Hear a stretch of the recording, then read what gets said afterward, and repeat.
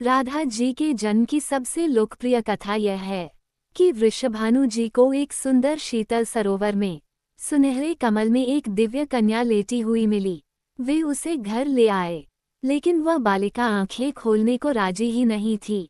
पिता और माता ने समझा कि वे देख नहीं सकती, लेकिन प्रभु लीला ऐसी थी कि राधा सबसे पहले श्री कृष्ण को ही देखना चाहती थीं।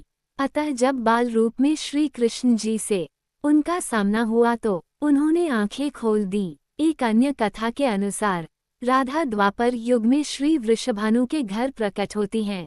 कहते हैं कि एक बार श्री राधा गोलोका विहारी से रूठ गईं। इसी समय गोप सुदामा प्रकट हुए।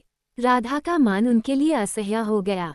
उन्होंने श्री राधा की भर्त्सना की। इससे कुपित होकर राधा ने कहा, श्री दामा, तुम मेरे हृदय को संतप्त करते हुए असुर की भांति कार्य कर रहे हो, अतः तुम असुरयोनि को प्राप्त हो। श्री दामा कांप उठे, बोले, गोलोकेश्वरी, तुमने मुझे अपने शाप से नीचे गिरा दिया। मुझे असुरयोनि प्राप्ति का दुख नहीं है, पर मैं कृष्ण वियोग से तप्त हो रहा हूँ। इस वियोग का तुम्हें अनुभव नहीं है, अतः एक बार तुम भी इस दुख का अनुभव करो। सुदूर द्वापर में श्री कृष्ण के अवतरण के समय तुम भी अपनी सखियों के साथ गोप कन्या के रूप में जन्म लोगी और श्री कृष्ण से विलग रहोगी। श्री दामा को जाते देखकर श्री राधा को अपनी त्रुटि का आभास हुआ और वे भय से कातर हो उठी।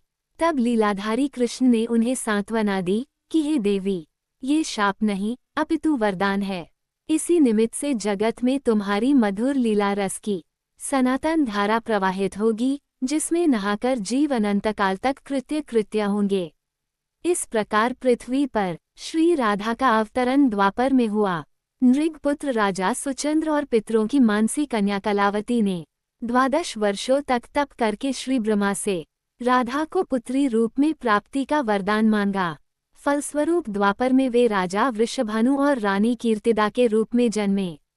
दोनों पति पत्नी बने। धीरे धीरे श्री राधा के अवतरण का समय आ गया।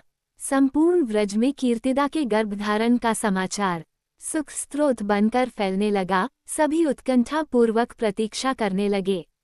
वो मुहूर्त आया। भाद्रपद की शुक्ला अष्टमी चंद्रवासर मध्याह्न के समय आकाश मेघाच्छन्न हो गया। सहसा एक ज्योति प्रसूति गृह में फैल गई।